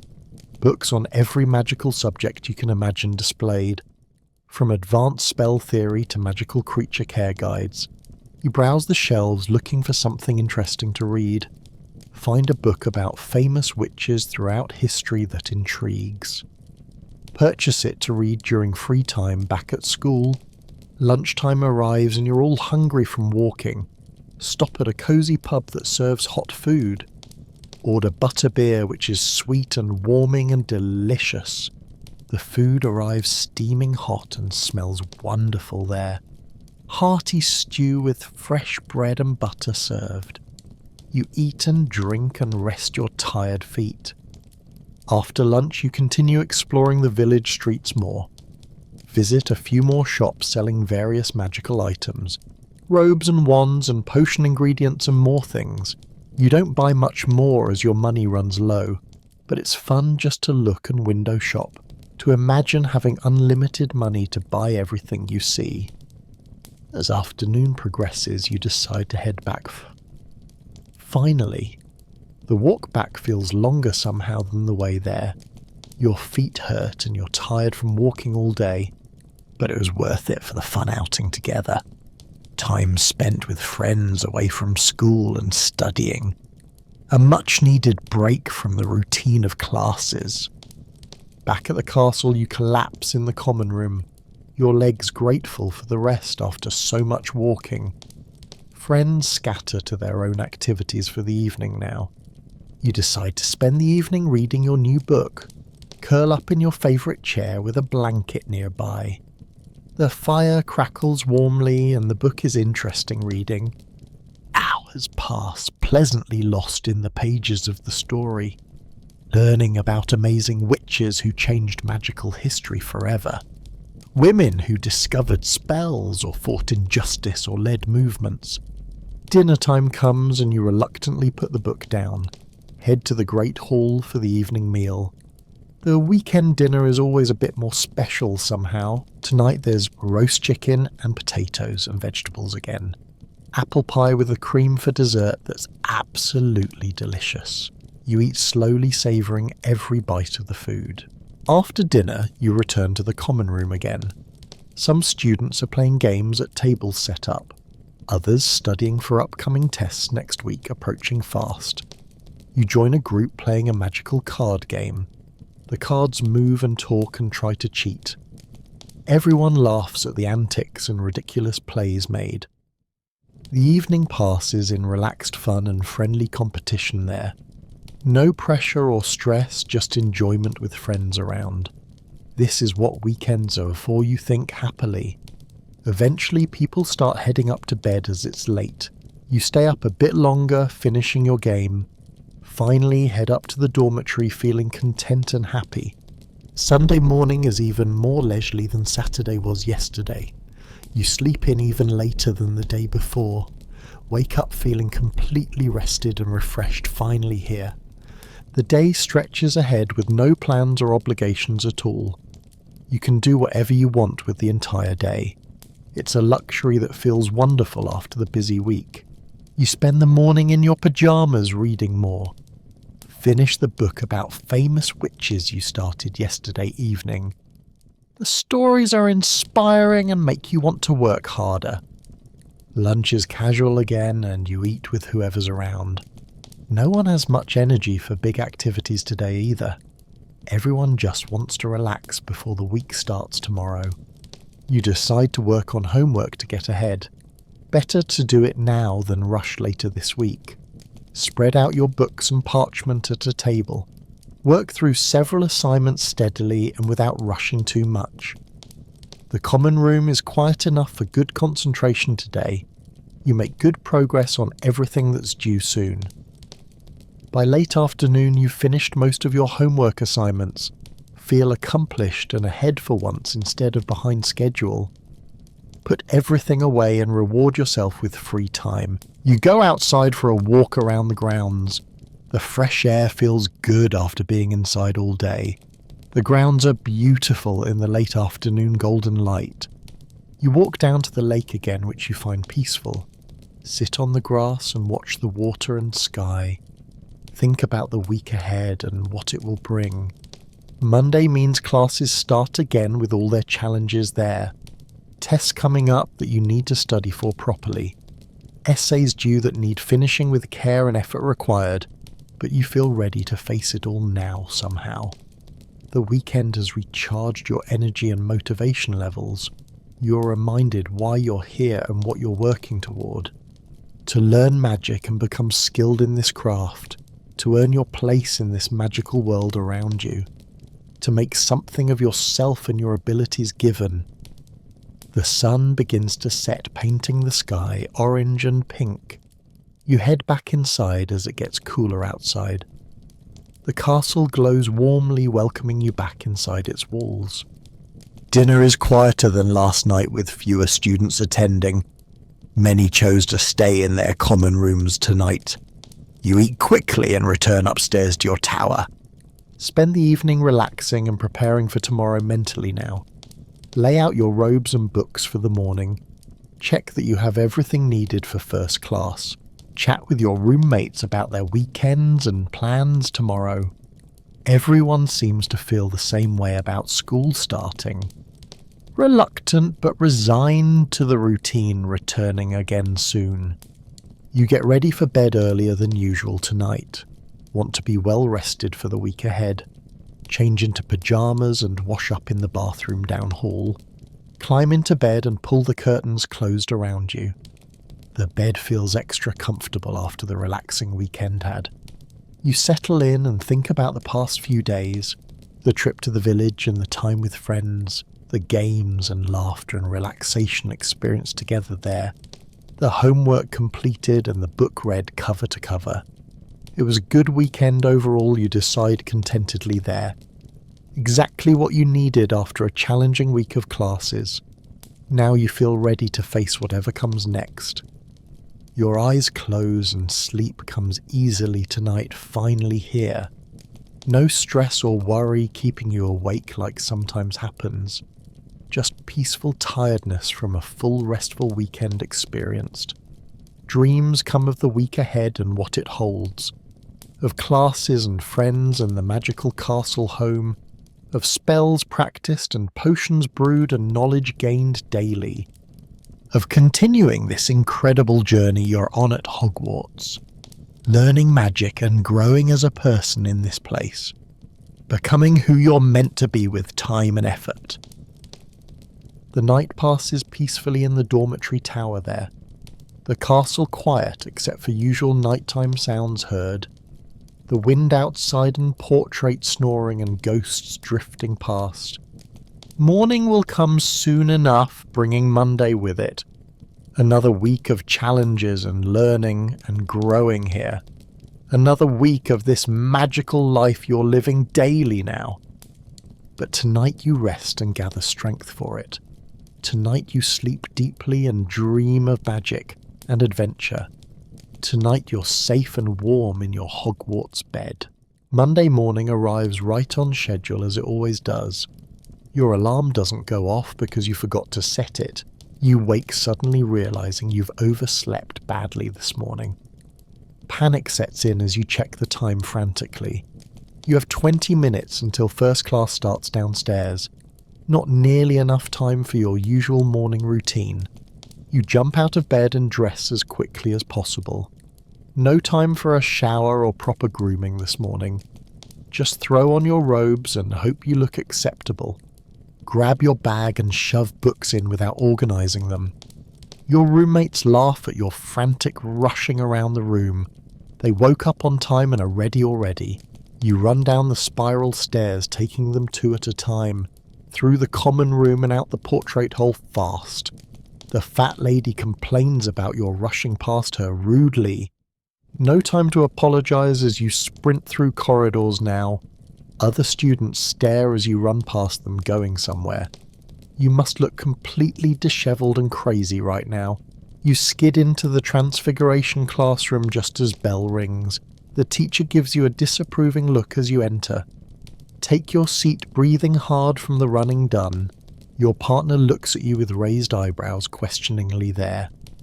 You mouth the word overslept and they nod understanding completely. Everyone has done it at some point here probably. The lesson begins and you try to focus despite the chaos. Your heart still racing from the panic and running hard. You didn't even eat breakfast this morning either, realise. Your stomach growls loudly during the quiet classroom moments, embarrassingly. Other students glance over and you try to ignore them. Focus on the lesson about advanced transformation techniques being taught. The hour drags by slowly as your hunger grows worse. You can't concentrate properly without food in your stomach. Your notes are messy and incomplete compared to usual standards. Finally, the class ends and you rush to the Great Hall, hoping there's still some breakfast food available for you. The tables are mostly cleared, but some food remains thankfully. You grab toast and fruit and eat standing up quickly. No time to sit and eat properly before next class. Just shove food in your mouth and chew fast. Other students watch you with amusement as you eat desperately. You don't care how you look right now at all. Just need food to function for the rest of today. Next class is potions, which requires focus and precision always. You really needed a proper breakfast for this class specifically. Arrive at the dungeon and take your seat heavily there. Your partner notices something is off with you today, clearly. You explain about oversleeping and missing breakfast this morning time. They offer you some snacks they brought, which you accept gratefully. The lesson is about a complicated potion with many steps. Each step must be timed perfectly or it fails completely. You struggle to keep track while still feeling off today. Your measurements are sloppy and your stirring is uneven throughout. The potion turns the wrong colour halfway through the process. Your partner tries to help correct it, but it's too late. The teacher comes by and examines your failed attempt there. Points are deducted from your house for the poor work. You feel terrible about letting your house down like this. The rest of the day continues in the same manner. You're off your game and everything goes slightly wrong. Small mistakes that add up to a frustrating day overall. By dinner time you're exhausted and discouraged completely now. Sit at your table and put your head down. Your friends ask what's wrong and you explain the day. They sympathise and share their own bad day stories. Everyone has days where nothing goes right at all. It helps to know you're not alone in the struggle. After dinner you head to the common room defeated feeling. Decide to just go to bed early and start fresh. Tomorrow has to be better than today was, hopefully. You change into pyjamas and climb into bed early tonight. Your roommates are surprised to see you sleeping so early. You explain you just want the day to end now. They understand and leave you alone to rest there quietly. You close your eyes and try to forget today happened. Try to focus on tomorrow being better for you instead. Sleep comes quickly because you're so mentally exhausted from stress. Dreams are confused and anxious, reflecting your day experienced. You toss and turn more than usual throughout the night. Morning comes and you wake to your alarm this time. Relief floods through you at not oversleeping again today. You get up and take your time getting ready properly. Shower and dress carefully, making sure you look presentable now. Pack your bag with everything needed organised and ready. Head down to breakfast with time to spare finally. Sear and eat a proper breakfast slowly and thoroughly this time. The food tastes better when you're not rushing desperately through. Your friends join you and chat about various topics casually. You feel much better than yesterday starting off this way, ready to face the day with proper preparation done. First class is charms, which you usually enjoy attending regularly. The lesson goes smoothly and you participate actively in practice. Your spells work properly and the teacher praises your effort. You earn house points back that you lost yesterday. The rest of the day continues to improve from there. Each class goes better than the day before did. Your confidence returns along with your focus and energy levels. By the end of the day, you feel like yourself again. One bad day doesn't define you or your abilities here. Everyone has off days, and that's completely normal to experience. You complete your homework efficiently that evening in the common room. Feel back on track with your studies and schedule now. Tomorrow you have a test in Defense Against Dark Arts. You've been studying for it all week, so you feel prepared. Review your notes one more time before bed tonight. Make sure you understand all the concepts that might appear. Your roommates quiz you on potential test questions helpfully there. You answer most of them correctly, which boosts your confidence further. Feel ready to do well on the test tomorrow morning. Sleep comes easily knowing you're prepared for tomorrow's challenge ahead. No anxiety keeping you awake like sometimes happens before tests. Just calm confidence in your preparation and abilities shown. Wednesday morning you wake feeling alert and ready for the test. Eat a good breakfast and arrive at class on time. The teacher hands out the test parchment to everyone seated. You read through the questions carefully before starting to write. They cover everything studied in class recently as expected here. You work through them methodically, answering each one thoroughly and carefully. Some questions are easier than others, but you try your best. Use everything you learned and studied to answer completely fully. Finish with time to spare and review your answers once. Hand in your test feeling satisfied with your effort given. Your friends compare answers outside the classroom after finishing. You think you did well, but won't know until grades return. The rest of the week passes normally without major incidents happening. Classes and homework and studying filling your time as usual. The routine feels comfortable and manageable again now finally. Friday arrives bringing relief that the week is ending soon. One more day and then the weekend arrives again. You can relax and recover from another busy school week. Your test gets returned during Defense Against Dark Arts class. You nervously unfold the parchment to see your grade. Exceeds expectations is written at the top in red ink. Not perfect, but a very good grade that you're happy with. Better than you expected, honestly, given how you felt during. Your friends congratulate you on the good grade received there. The teacher praises several students who did particularly well on it. Mentions that overall the class did well, showing good understanding.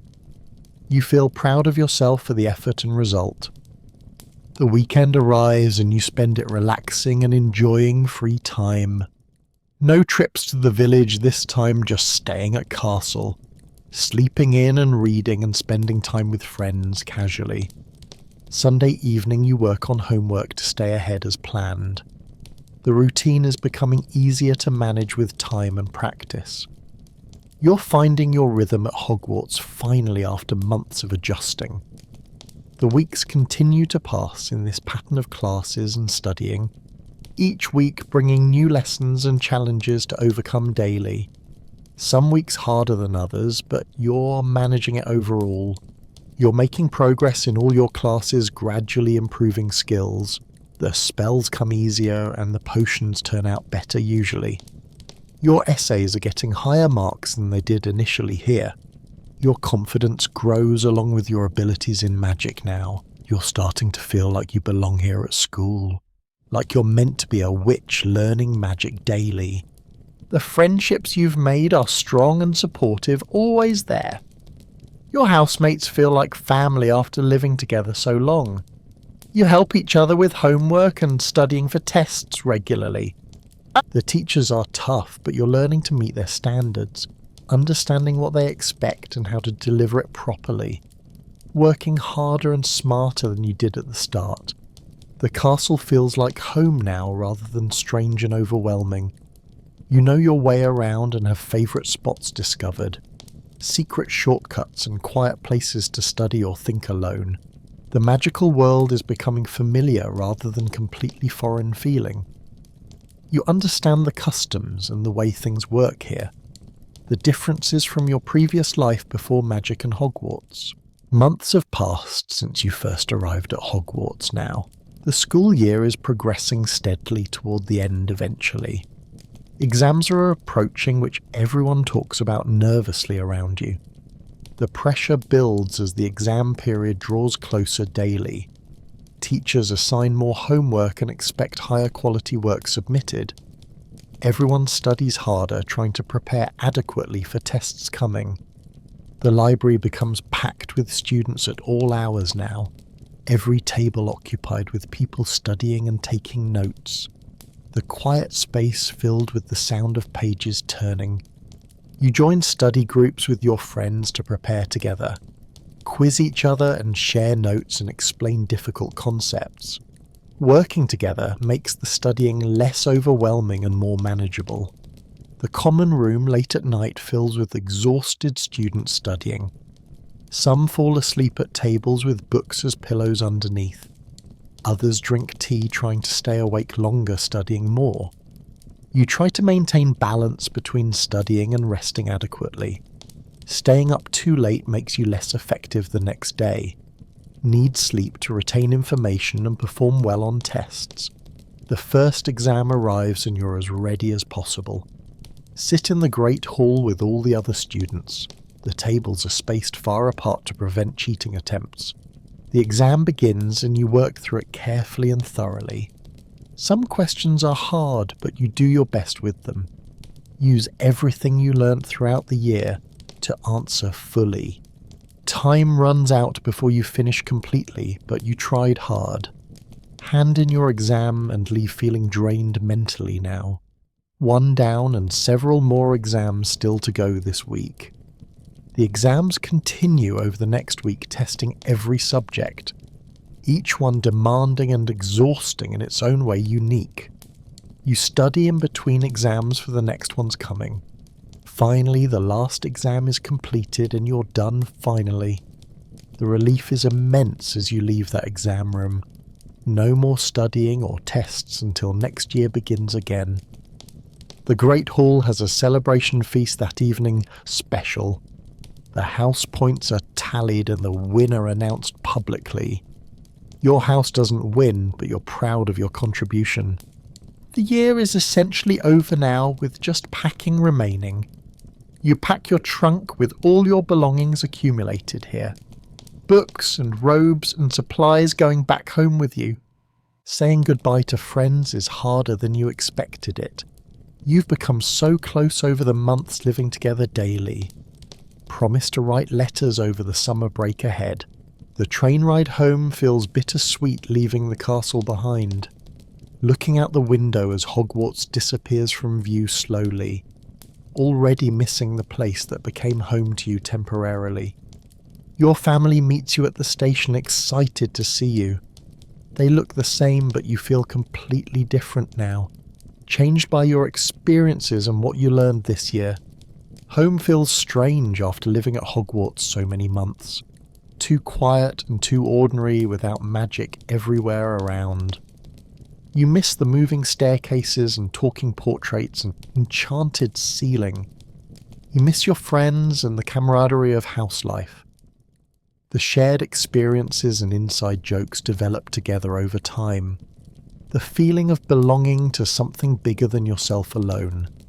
The summer stretches ahead feeling long and empty without school. You read your textbooks and practice spells when no one's watching. Count down the days until you can return next year. You write letters to your friends sharing your summer experiences. They write back describing their own summers and missing school. Everyone eager to return and continue learning magic together. You think about the year and everything that happened there. The challenges you overcame and the growth you experienced personally. The magic you learned and the person you're becoming. You're not the same person who left home last year. You're more confident and capable than you were before. You've discovered abilities you didn't know you had inside. You've made real friends who understand and accept you completely, who share your love of magic and the magical world, who will be part of your life for years ahead. You've found a place where you belong and feel at home, a community that values what makes you unique and special, a world where magic is real and anything feels possible. The summer eventually ends and it's time to return. You pack your trunk, eagerly excited to go back. Your family sees you off at the station with hugs. The train carries you back toward Hogwarts in your second year. The castle appears in the distance and your heart lifts. Home again in the place where you truly belong now. You step off the train and breathe in the Scottish air. Walk toward the castle with your friends reunited finally. Ready for another year of magic and learning and adventure. Ready for another year of being yourself in this world. Another year of growing and discovering who you're meant to be. Another year at Hogwarts School of Magic and Wonder. The castle welcomes you back like an old friend returning. The familiar stone walls and torches burning in brackets. The portraits greeting you as you pass them in corridors. Everything feels right being back here in this place. The common room with its comfortable chairs and warm fire. The dormitory with your 4-poster bed waiting for you. Your roommates are happy to see you after the long summer, comparing stories and laughing about shared experiences remembered fondly. Catching up on everything that happened during time apart. The first feast of the new year is special as always. The great hall decorated with house banners hanging from ceiling. The enchanted ceiling showing stars twinkling above the tables. New first-year students are sorted into their houses nervously. You remember being in their position just last year ago. How scared and excited you felt standing there alone. Now you're a second-year student with experience and knowledge. You can help guide the new students who look lost. Show them the ropes and make them feel welcome here. Classes start the next day and they're more challenging now, building on what you learned in first year with harder material. The teachers expect more from you as a second year, but you're ready for the challenge after a year of foundation. You know how to study and manage your time better. You understand what's expected and how to deliver results. The year progresses with new lessons and new adventures experienced. More advanced magic that requires greater skill and control now.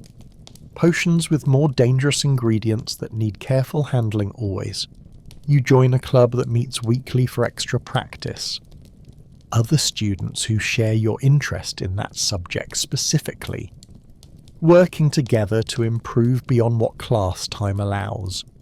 You try out for the house team in a sport played, flying on broomsticks high above the ground at speed. It's terrifying and exhilarating at the same time experienced. You make the team as a reserve player, which is exciting. Practice regularly with the team preparing for matches ahead coming. Learning plays and strategies from more experienced players teaching. Your first match is overwhelming with the entire school watching. The noise of the crowd and the speed of the game. You sit on the bench watching, but you're part of it. The season continues and you get to play in some matches, contributing to the team's success in small but important ways. learning and improving with each game you participate in fully. Friendships deepen with people you knew, and new ones formed. Study groups and shared meals and late-night conversations held.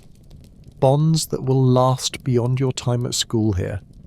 You explore more of the castle, discovering new secret places, hidden passages and rooms that most students don't know about. The castle reveals its secrets to those who look carefully.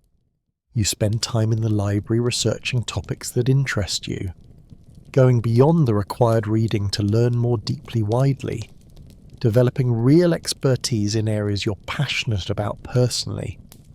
The teachers notice your extra effort and improved performance shown. House points are earned regularly for good work submitted always. Your contribution to your house's standing grows significantly over time. Challenges arise as they always do during the year regularly. Difficult assignments and tests that push you to your limits. Personal struggles and doubts about your abilities that surface. But you have friends and teachers who support you through it, who remind you of how far you've come since starting, who believe in you even when you doubt yourself momentarily. You learn to ask for help when you need it, not trying to do everything alone all the time always, accepting that everyone needs support sometimes to succeed in life. The year progresses through fall and winter, into spring gradually, each season bringing its own beauty to the castle grounds. Snow covering everything in winter, and flowers blooming in spring. Holidays are celebrated with feasts and decorations throughout the castle. The Great Hall transformed for special occasions marking important dates. Magic making everything more spectacular than it would be. You go home for some holidays and stay at school for others. Both experiences valuable in their own different ways uniquely. Time with family and time-deepening school connections both matter. Your magical abilities grow stronger with practice and study daily. Spells that were impossible first year now come easily naturally. You can do things you never imagined when you started. You're becoming the witch you hoped to be when you arrived. Confident in your abilities and comfortable in the magical world. Finding your place and your purpose in this life. The end of the year approaches with exams looming again, but you're better prepared this year than you were before. More organised and more confident in your knowledge base built. The exams are still challenging, but you handle them well. Working through each one with focus and determination shown clearly. Applying everything you learned throughout the year to them. Results come back and you've improved from last year significantly. Higher grades across all your subjects studied this year. Your hard work and dedication paying off in results. The final feast celebrates the year's end and achievements earned. Your house places higher than last year in the standings. Everyone contributed to the success shared by all members. Awards are given to students who excelled in various ways. Academic achievement and service and leadership and courage shown. You don't win anything, but you're proud of your contribution. Packing to leave feels sad knowing you won't return for months. This place has become such an important part of your life, the castle and the people and the magic all around. But you're also excited about summer and seeing your family, sharing your year with them, showing what you've learned. They'll be amazed at how much you've grown and changed.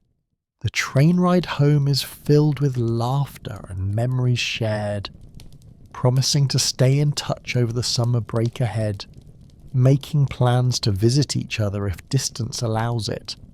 Home feels less strange this year than it did before. You can balance both worlds better now than previously possible. The magical and non-magical parts of your life coexisting.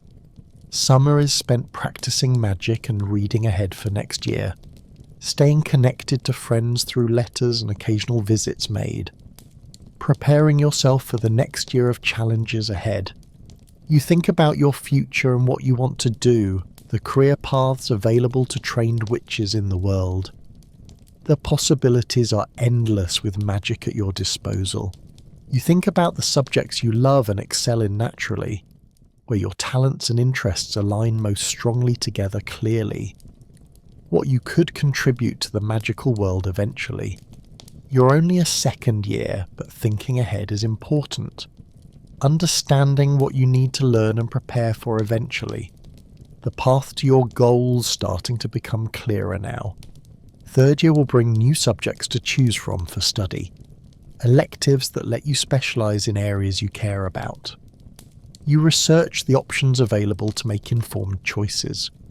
You talk to older students about their experiences with different classes, what they recommend and what to avoid if possible here. Their advice helps you decide what to choose for next. Summer ends and you return for your third year eagerly. The castle is familiar now, like coming home truly feels. You know where everything is and how things work here. You're an upperclassman now with responsibilities to younger students below, setting an example and helping when they need guidance shown, taking your role in the community seriously and proudly. The new classes you chose are interesting and challenging as expected, diving deeper into magic than general classes allowed before now. Specialising in areas that align with your interests and goals, you take on more leadership roles in clubs and activities, helping organise events and mentor younger members participating there, developing skills beyond just magical ones through these experiences. The year brings new challenges as you grow and mature, more complex magic requiring greater discipline and focus always maintained, more responsibility for your own learning and development taken. Relationships deepen with some friends and drift with others naturally, finding your core group of people you connect with most, the ones who understand you and support your journey. You start thinking seriously about your future after Hogwarts ends, the exams you need to pass to pursue certain careers, the preparation required starting now in third year already. Teachers become mentors helping guide your path forward here, offering advice and encouragement as you work toward goals, believing in your potential and pushing you to reach it. You discover strengths you didn't know you had before now, abilities that emerge with the right challenge and support given, confidence in yourself that comes from overcoming obstacles successfully. You also discover limitations in areas needing more work, weaknesses you need to address to become well-rounded overall. Accepting that growth is a continuous process, ongoing always. The year is harder than previous years, but more rewarding. The learning deeper and the accomplishments more meaningful to you. You're becoming the person you want to be slowly. Time at Hogwarts is limited with only a few years remaining. You become more aware of making the most of it, not taking any moment for granted in this special place. You start creating memories intentionally knowing they'll last forever after. Experiences you'll look back on throughout your entire life ahead. The friendships and adventures and magical moments shared together. Years continue to pass at Hogwarts with each one building on the last. Fourth year brings even more advanced magic to master. Fifth year includes important exams that determine your future path. The pressure builds as you approach these critical moments ahead. Everything you've worked for coming down to these tests, the stress is immense, but you've prepared as well as possible. You study harder than ever before in your life until now. Every spare moment spent reviewing and practicing magic learned. Your friends do the same and you support each other. The exams span 2 weeks, testing every subject thoroughly and completely. Practical demonstrations and written tests covering years of material studied. You push through exhaustion and doubt to finish them all. Results come weeks later and you did well enough for your goals. Not perfect, but sufficient to pursue the path you've chosen. Relief and pride mix together at the accomplishment achieved. Sixth year is more relaxed with your path now clear ahead, focusing on subjects needed for your chosen career direction selected. The classes are smaller and more specialised than before experienced. You work closely with teachers in your areas of focus now. Individual attention and guidance toward your specific goals identified clearly. The learning becomes more personal and meaningful to you. You start thinking about life after Hogwarts more concretely now, where you'll live and work and continue your education perhaps. The magical world is full of opportunities waiting for you. Seventh year arrives and you can't believe it's your last. The castle that became home will soon be left behind. The friends who became family will hatter to different paths. You try to memorize every detail of the place you love. The way torches cast shadows on stone walls at night. The sound of the great hall filled with voices and laughter. The view from the tower windows overlooking the grounds below. The feeling of the common room fire warming your face. Every small moment suddenly precious knowing it's ending soon. The final term is bittersweet with celebration and sadness mixed. Excitement for the future combined with grief for what's ending. Time moving too fast toward the inevitable goodbye approaching. Final exams come and you complete them with mixed feelings. Pride in finishing and sadness that it marks the end. These are the last exams you'll take at Hogwarts ever. Results come back excellent after years of hard work invested. You've achieved everything you set out to accomplish here. Proven yourself capable and ready for what comes next. The final feast is emotional for all the seventh years present. Looking around at faces you've known for 7 years total. People who shared your journey through these transformative years. Awards are given and speeches are made about the future ahead. Encouragement to go forward and make positive impacts in the world. To remember what you learned here beyond just magic. The castle will always be here welcoming you back whenever you visit. But it won't be home in the same way again. That chapter of your life is closing as a new one opens. Packing your trunk for the last time feels surreal and strange. 7 years of memories and growth contained in one room. The person who arrived is completely different from who's leaving. You walk through the castle one final time, memorizing everything there. Every corridor and classroom and hidden passage you discovered over years. Saying goodbye to portraits and ghosts who watched you grow. The train ride home is quiet with everyone lost in thought, processing the magnitude of what just ended for all of you. The beginning of adult life in the magical world ahead. You arrive home and your family sees the adult you've become. Confident and capable with 7 years of magical education behind you. Ready to take your place in the world that was hidden before. You start your career or further education as planned previously, using the skills and the knowledge gained at Hogwarts School faithfully daily, making your mark in your chosen field with determination shown. Years pass and you visit Hogwarts occasionally when you can, walking the grounds and feeling the memories flood back instantly, the magic of the place never diminishing for you over time. You see younger students rushing to class and remember being them, the excitement and nervousness and wonder of discovering magic then firsthand.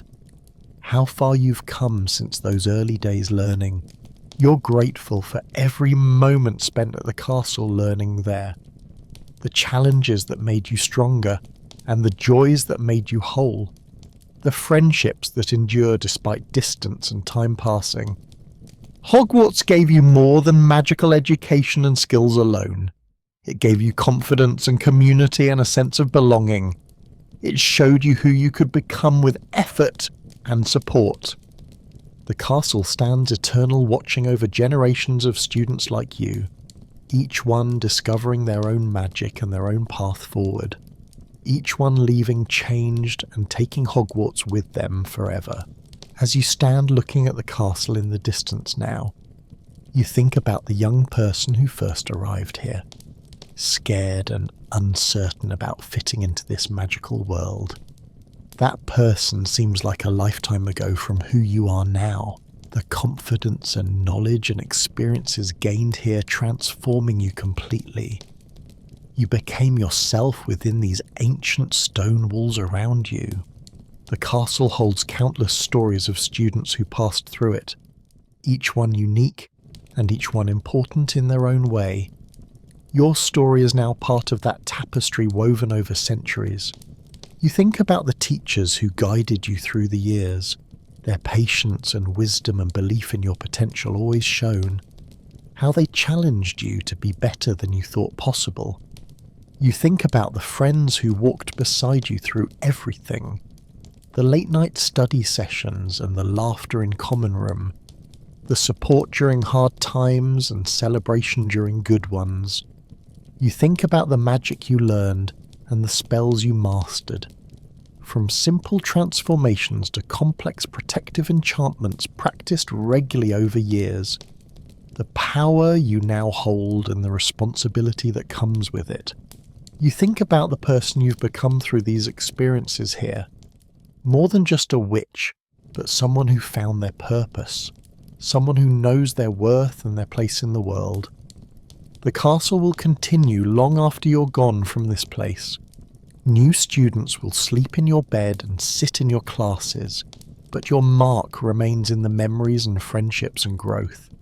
You turn away from the castle and toward your future ahead, carrying Hogwarts with you wherever you go in life now, the magic learned and the lessons absorbed becoming part of you.